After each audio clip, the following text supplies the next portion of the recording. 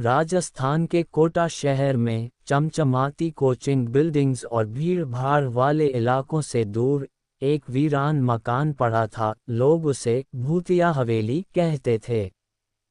कहा जाता था कि कई साल पहले वहां एक पूरा परिवार रहस्यमय तरीके से मारा गया था और उसके बाद से उस घर में अजीब घटनाएं होती रहती थीं। मकान का नाम था शिवकुटी। आसपास के लोग शाम ढलते ही उस रास्ते से गुजरने से डरते थे।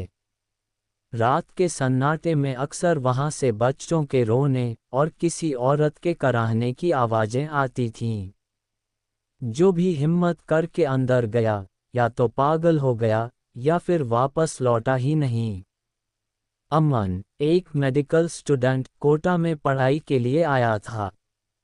नए शहर में उसे सस्ता कमरा चाहिए था और किस्मत से उसे शिवकुटी का एक कमरा बेहद सस्ते दाम में मिल गया। मकान मालिक ने बस एक ही बात कही थी, शाम के बाद घर से बाहर मत निकलना और अगर कुछ भी अजीब सुनो, अनदेखा कर देना। अमन को भूत प्रेत जैसी बातों पर यकीन नहीं था। उसने सोचा, ये सब गांव वालों की बनाई हुई कहानियां होंगी। पढ़ाई करनी है, डरने का टाइम नहीं है। पहली रात सब ठीक रहा, मगर दूसरी रात से ही कुछ बदलने लगा। रात के करीब 2 बजे उसे लगा कि किसी ने उसके कमरे का दरवाज़ा खटखटाया है। पहले तो उसने सोचा कोई मजाक कर रहा होगा, लेकिन जब उसने दरवाज़ा खोला बाहर कोई नहीं था। कमरे में वापस जाते ही उसे महसूस हुआ कि कोई उसकी पीठ के पीछे खड़ा है। वह झटके से मुड़ा मगर वहां कोई नहीं था। अमन ने खुद को समझाया कि यह सब थकान का असर है। लेकिन तीसरी रात सब कुछ बदल गया। उस रात उसे नींद में लगा कि कोई औरत धीरे धीरे उसके कान में फुसफुसा रही है। शब्द समझ नहीं आ रहे थे, लेकिन आवाज में ऐसा डर था कि अमन का पूरा शरीर पसीने से भीग गया। सुबह उठने पर उसने देखा उसके कमरे की दीवारों पर लाल रंग से कुछ लिखा हुआ था, तू यहाँ नहीं रह सकता। अमन डर गया। उसने मकान मालिक से बात की तो बूढ़ा मकान मालिक बस इतना बोला, अब तुमने उसे जगा दिया है। अमन ने तय कर लिया था कि वह इस रहस्य का सामना करेगा। उसने दिन में घर का कोना कोना खंगालना शुरू किया। एक टूटी हुई अलमारी के पीछे उसे एक पुरानी डायरी मिली, धूल और जाले से ढकी हुई। डायरी के पहले पन्ने पर लिखा था, शिवानी की आखिरी यादें। डायरी पढ़ते हुए उसे पता चला कि कभी इस घर में एक परिवार रहता था, एक दंपति और उनकी छोटी बेटी शिवानी। कहते हैं कि एक रात अचानक पूरे परिवार ने आत्महत्या कर ली थी। लेकिन डायरी के आखिरी पन्नों में इशारा था कि ये आत्महत्या नहीं थी। कोई बाहरी ताकत थी जिसने सबको मजबूर किया था। अमन की समझ में आने लगा था कि वह सिर्फ एक भूतिया घर में नहीं है, बल्कि एक अधूरी कहानी के बीच फंसा हुआ है। डायरी के आखिरी पन्ने पर लिखा था, अगर कोई मेरी मदद करना चाहता है तो उसे तहखाने में आना होगा। अमन ने तहखाने का दरवाज़ा ढूंढना शुरू किया। पूरे मकान में ढूंढते ढूंढते वह एक कोने में पहुंचा, जहां फर्श पर एक लोहे का दरवाज़ा था, जंग लगा हुआ और आधा जमीन में धंसा हुआ। दरवाज़ा खोलते ही सड़ी गली बदबू का भयानक झोंका आया। तहखाने में घुप अंधेरा था।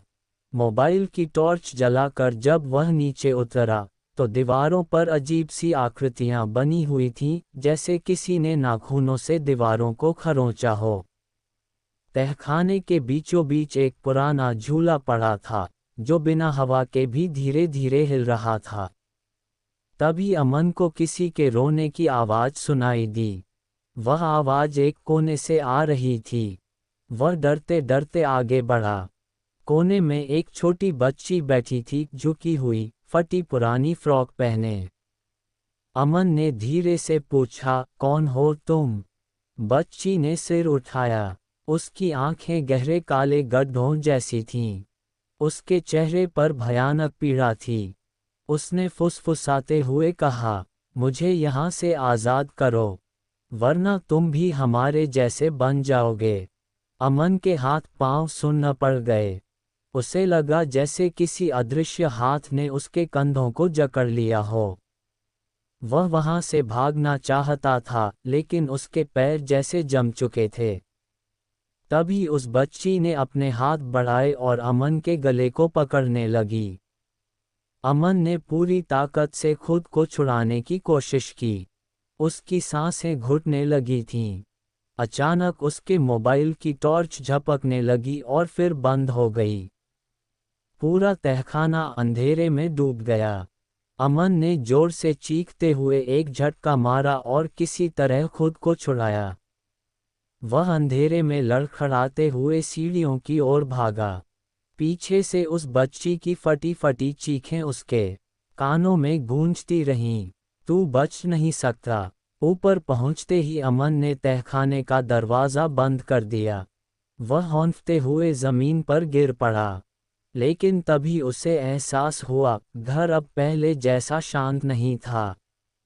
दीवारों पर खरोंचने की आवाज़ें आने लगी थीं, और फर्श के नीचे से कोई चीज़ रेंगती हुई महसूस हो रही थी। अमन ने तुरंत घर छोड़ने का फैसला किया। वह दौड़कर दरवाजे की ओर बढ़ा, लेकिन दरवाज़ा जैसे खुद ब खुद बंद हो गया था। उसने उसे धक्का दिया, खींचा, मगर दरवाज़ा टस से मस नहीं हुआ। तभी पीछे से उसे एक जानी पहचानी फुसफुसाहट सुनाई दी, वही औरत की आवाज़ जो उसने पहली रात सुनी थी। उसने कहा, अब रास्ता सिर्फ एक है, जो शुरू किया है उसे पूरा करो। डर के मारे कांपते हुए अमन ने फैसला किया कि उसे शिवानी की आत्मा को मुक्ति दिलानी ही होगी। तभी शायद ये घर उसे जाने देगा। लेकिन कैसे? उसे डायरी की याद आई। उसने जल्दी से उसे फिर से पढ़ना शुरू किया। एक जगह लिखा था, शिवानी को मुक्त करने के लिए एक अधूरी पूजा पूरी करनी होगी। पूजा जो आधी रह गई थी उस रात जब मौत घर में आई थी। अमन ने डायरी में दिए निर्देशों को पढ़ते हुए सामान इकट्ठा करना शुरू किया। एक दिया, लाल धागा, चावल के दाने और घर के बीचों बीच बनी पुरानी वेदी पर पूजा करनी थी। जब अमन वेदी के पास पहुंचा, तो उसे महसूस हुआ जैसे पूरा मकान उसकी हर हरकत को देख रहा हो। अचानक चारों ओर अंधेरा घना हो गया, हवा में फुसफुसाहटें गूंजने लगीं, और परछाइयां दीवारों पर नाचने लगीं। अमन ने कांपते हाथों से दिया जलाया। दिया जलते ही हवेली में एक झटके जैसी आवाज गूंजी, जैसे किसी ने पूरे घर को हिला दिया हो। अमन ने मंत्र पढ़ने शुरू किए जो डायरी में लिखे थे। जैसे जैसे मंत्र आगे बढ़े, उसकी आंखों के सामने भयानक दृश्य तैरने लगे। शिवानी का चिल्लाता चेहरा, खून से लथपथ परिवार के सदस्य, और एक परछाई जो उन सब पर हावी थी। अमन समझ गया कि असली शैतान कोई और था, वो बच्ची नहीं, बल्कि वो काली परछाई थी जिसने इस परिवार को खत्म किया था।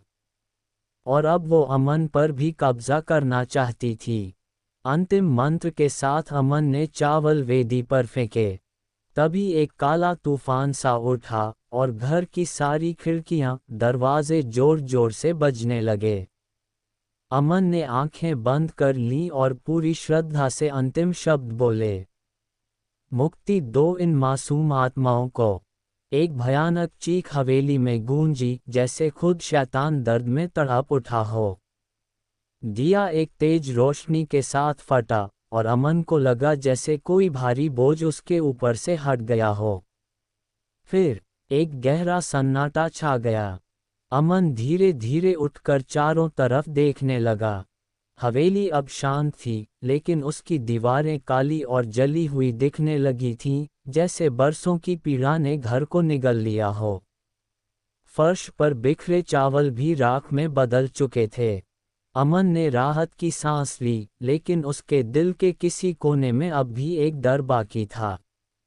जैसे ही वह मुख्य दरवाजे की तरफ बढ़ा, उसे लगा कि कोई उसका पीछा कर रहा है। उसने पलट कर देखा, शिवानी खड़ी थी। मगर अब उसका चेहरा शांत था, उसकी आंखों में धन्यवाद था। वह मुस्कुराई, धीरे धीरे धुंधली हुई और फिर गायब हो गई। अमन ने दरवाज़ा खोला, जो इस बार आसानी से खुल गया। हवेली के बाहर की हवा ताज़ा लग रही थी, मानो घर की आत्माएं सच में मुक्त हो चुकी थीं। लेकिन जब वह गली में निकला, तो उसे अचानक अपने पीछे किसी के चलने की आहट सुनाई दी, बिल्कुल नज़दीक से। उसने डरते हुए मुड़कर देखा और उसकी रूह कांप गई। वहां शिवानी नहीं थी, वहां वही काली परछाई थी, बड़ी, भयानक और अब और भी शक्तिशाली। अमन समझ गया, शिवानी तो मुक्त हो गई, लेकिन शैतान अभी भी भूखा है।